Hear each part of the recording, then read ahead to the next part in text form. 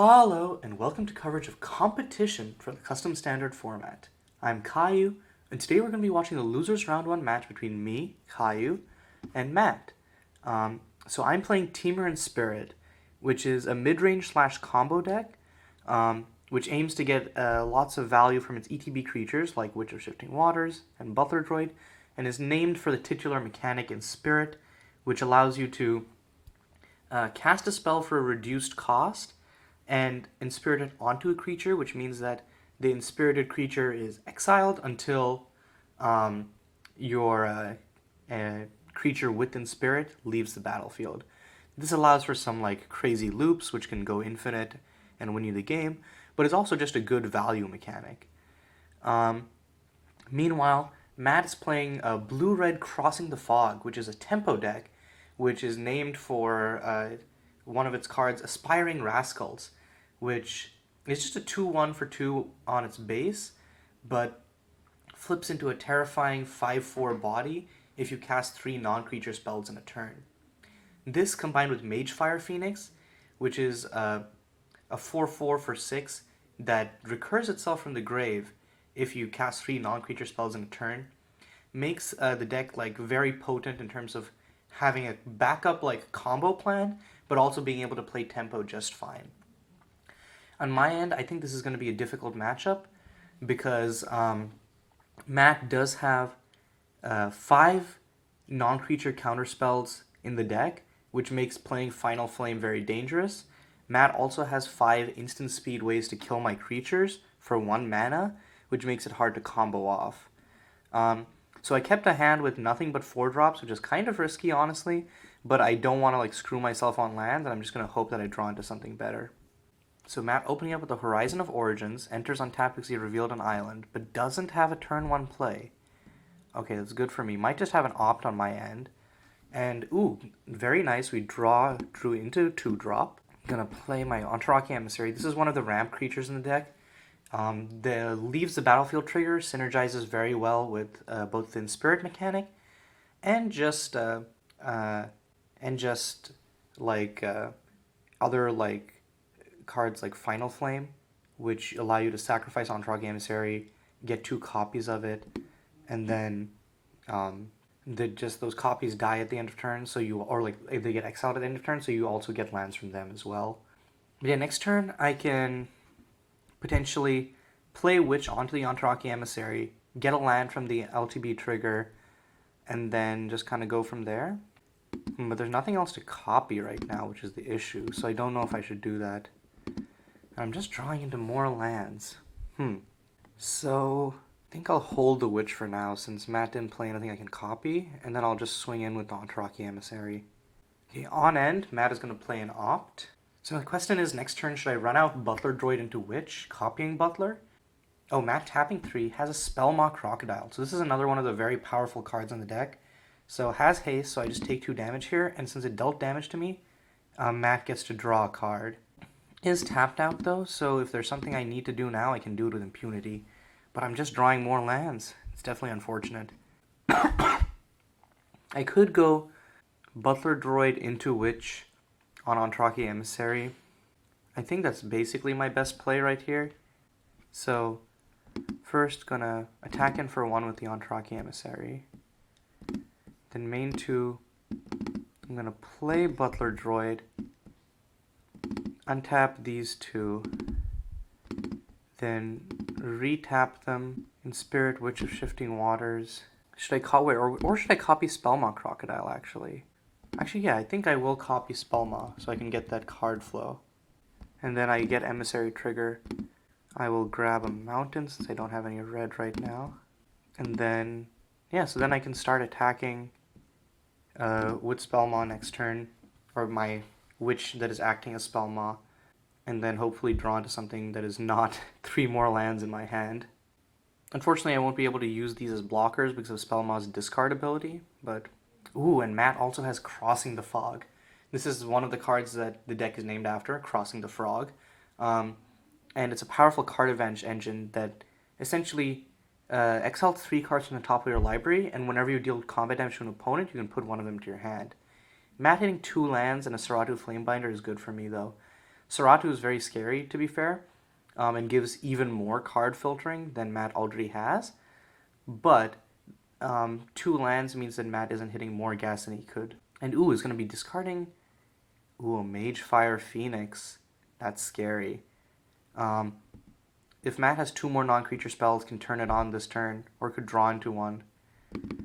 Because Matt still has 2 mana open. So could... Okay, he's going to grab a Spindling Nimbus and not the Saratu Flamebinder. Interesting. Does Matt have a Glimpse of Fate plus a 1 mana spell? That could be it. Has a shock. Is going to be killing my Witch of Shifting Waters. Entaraki Emissary comes back. Oh, and has a hired hit too. I'm going to upload the Mana Confluence.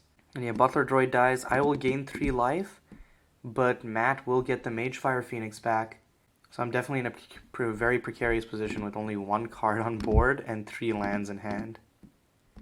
I do have this Final Flame. Should I save the Final Flame or should I play it now? If he kills my if he has a way to kill my Entaraki Emissary, or if he has like a Spell Pierce, it does suck. But it's not like this Entaraki Emissary is going to be doing much anyways. And I really need to not be drawing more lands in the future, so I think I'm fine with that. So I'm gonna Final Flame, Entaraki Emissary. Okay, so first Emissary trigger, and then I get to swing in with both of these bad boys. Okay, so it's gonna block 1, and then take 1. So I do get another land. And then on end, this gets exiled, and I get another land. So I do think I now have more than half my lands in my deck right now. Ooh, and Matt has another Crossing the Fog. That does not bode well. Hitting another 2 lands and another Saratu Flamebinder. Unfortunately, this does buff up the Magefire to a 6/4. Yup. So I'm going to be taking a minimum of 8 damage here. That's assuming that Matt doesn't have any more non-crit, which, oof, he does. He's going to opt. Magefire goes up to an 8/4.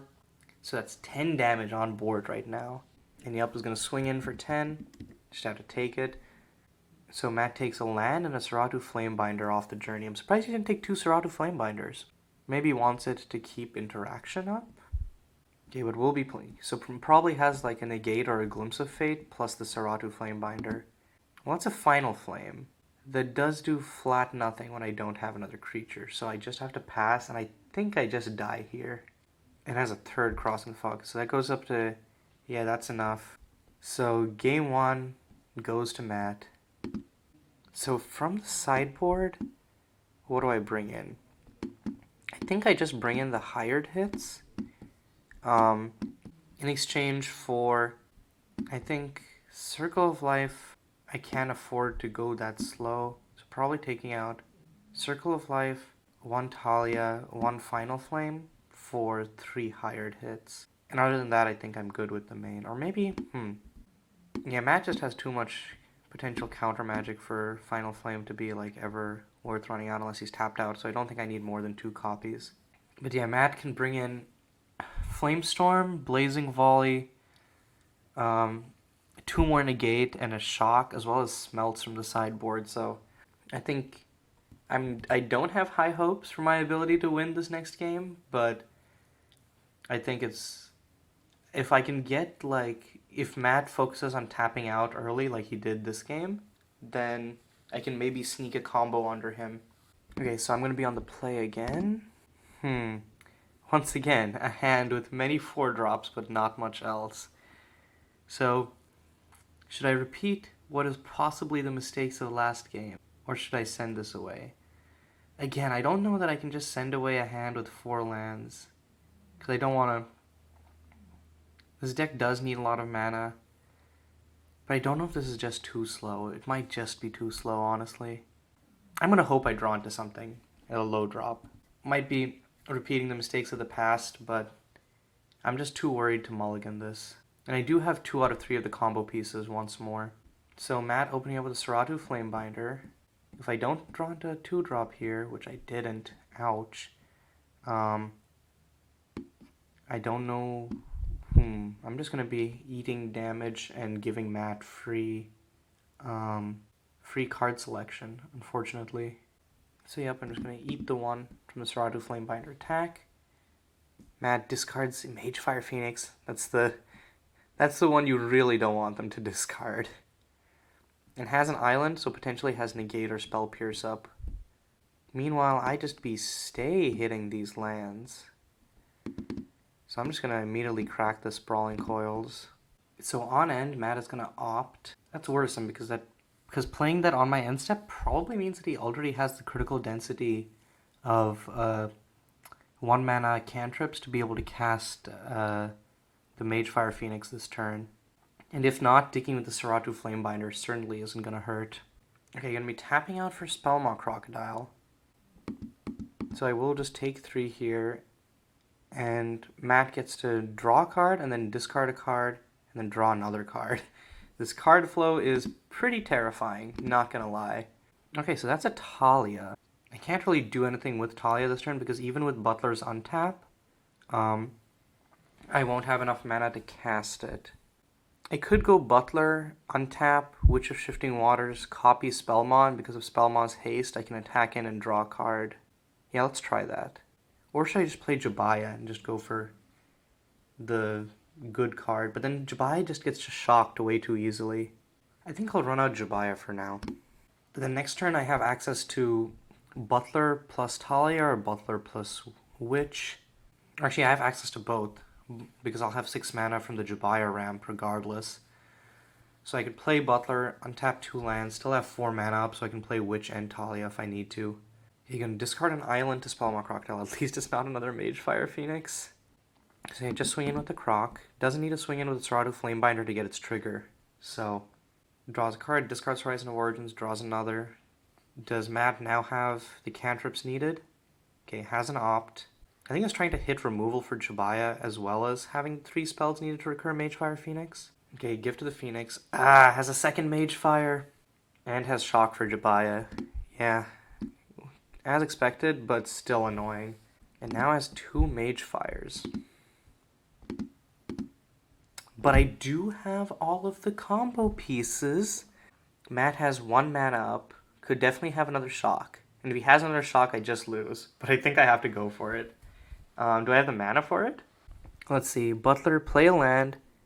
Untap. I will then have 4 mana. I play Elvish Spirit Caller. I will be 1 mana off. How do I do this? I think I'm 1 mana short of comboing off. What I could do is Elvish Spirit Caller bounce one of the Magefire Phoenixes, and then Witch of Shifting Waters copy Magefire Phoenix, and then chump with my own Magefire Phoenix my Witch copying Magefire Phoenix next turn, get it back with Elvish Spirit Caller ETB, and then hopefully combo off next turn. Unless there's a line I'm missing to be able to combo off this turn, which I'm still trying to look at. So, I think the one way I can combo off this turn is, so play Talia. That's 3 out of my 6 mana. -1 to return a tapped land to my hand. Oh no, but I can't replay it. Damn it. Okay, if I could, because I don't have 2 land drops, duh. If I could replay the land I bounced, then I would be able to dig 2 for a Final Flame, then still have 4 mana to be able to play Butler, and then Final Flame it, generate mana, Elvish Spirit Caller my Butler back, and all that. So yeah, if he does have a Shock, I'm pretty screwed in response to the Elvish Spirit Caller trigger, but I will be able to bounce one of the Magefires, so I think I think I'm going to play Elvish Spirit Caller, bounce this Magefire, Spirit Witch onto it, turn it into a Magefire Phoenix, then go to end. And then next turn I can combo off by having Butler Droid plus Talia to bounce the Witch, and hopefully Matt can't kill me this turn. Also, I hope Matt taps out, because that makes this equation a lot easier and prevents me from having to think about scary shocks or scary hired hits. Okay, Matt is going to give to the Phoenix, discarding, yeah, that's the same Magefire Phoenix. Yep. Notably, if Matt has 2 burn spells, can just kill my witch, and then maybe just kill me this turn outright. Okay, so he's gonna swing out with everything. Interesting. I am going to block this Magefire Phoenix and kill it. And then Elvish Spirit Caller will rebuy it. Second main, Matt has the shock from my Elvish Spirit Caller. Ooh, that's definitely a problem. And has a third shock for face, and that allows him to rebuy both of the Magefire Phoenixes. So still in a bind, especially now that my Elvish Spirit Caller is big dead. So I can't combo off this turn. Man, if I had 1 more mana, I could flip this Slumbering Grotto, and then maybe do something with that. For now, this is still a very much like I'm close to death, so I need to dig deep and see what I can get. So okay, so let's say assuming I Talia -2. What can I hit that would even let me combo off this turn? I don't think there is anything, is the problem. So instead if I choose to Talia +1, well anyways, let's first see if Talia even resolves. He could have a negate or a spell pierce. So Talia does resolve. Bounce this island, draw 2 cards. That's a Final Flame. Can the Final Flame get there? So I play Butler, Final Flame it. He gets 6 mana, but I can't do anything with that mana because I don't have Spirit Caller. I don't have a way to rebuy it. So I play the Butler Droid on tapping 2 lands. Then I think I just have to Enspirit Witch onto it. Call it Magefire. But I'm still in a terrible position, really. Okay, Gift of the Phoenix. Notably, this means if he taps out everything, and if I don't die this turn, assuming I don't die this turn, which is looking like a slimmer and slimmer possibility, because right now he has 9 damage I can't block, so a single hired hit will kill me, or 2 more non-creature spells. Actually, he does need 3 more damage than you would think he'd need, I think, because of the Butler Droid ETB after Witch dies. So Matt just swinging out with everything. I have to block one of the Magefires, and then I'll take a total of 9 damage from the rest. 4 mana? For what? Tigal, flashback, something, and I die. Because he flashes back the shock, Magefire gets buffed, and that pushes it over. Wait. Unfortunately, I lose and I'm out of the tournament, but Matt played really well. So, good games, and Matt on Blue-Red Crossing the Fog takes it 2-0 over Kayiu on Temur and Spirit. Till next time, this is Kayiu signing off.